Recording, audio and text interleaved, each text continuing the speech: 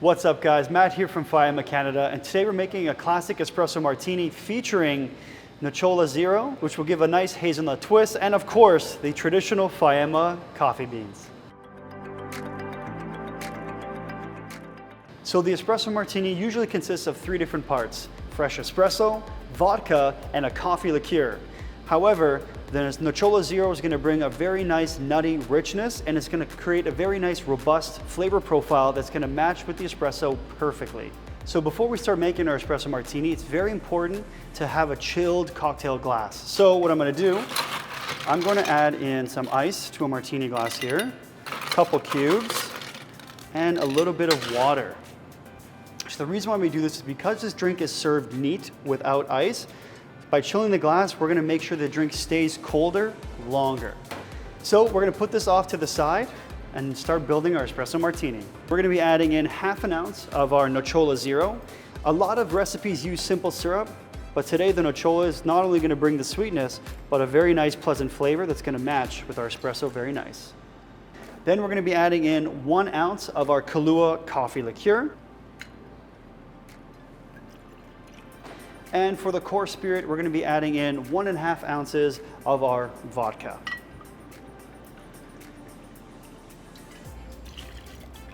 And one of my secret ingredients for an amazing espresso martini is chocolate bitters. We're going to do 2 dashes, and this is going to go with the hazelnut very nicely. So for the start of the show, we're going to be adding in 2 ounces of Faema espresso. Quality espresso really makes a big difference in our espresso martini. You really can't go wrong. Quality above all else. Now we're going to shake this with ice.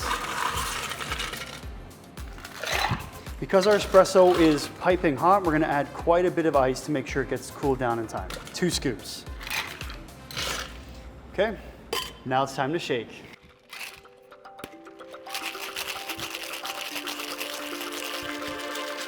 So now we're going to get our nice chilled cocktail glass, and we are going to strain this.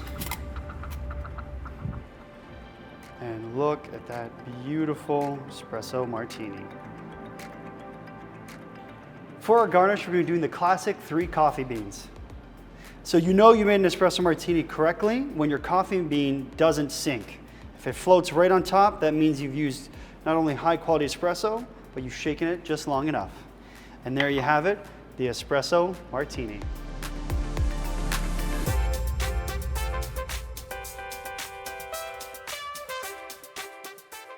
Thank you for watching. For more interesting cocktail recipes and other cool content, check out our Instagram page, Faema_Canada. And for all your Fabbri product needs, check out our website, faema.ca. Don't forget, we have amazing coffee there as well, so feel free to pick up a bag.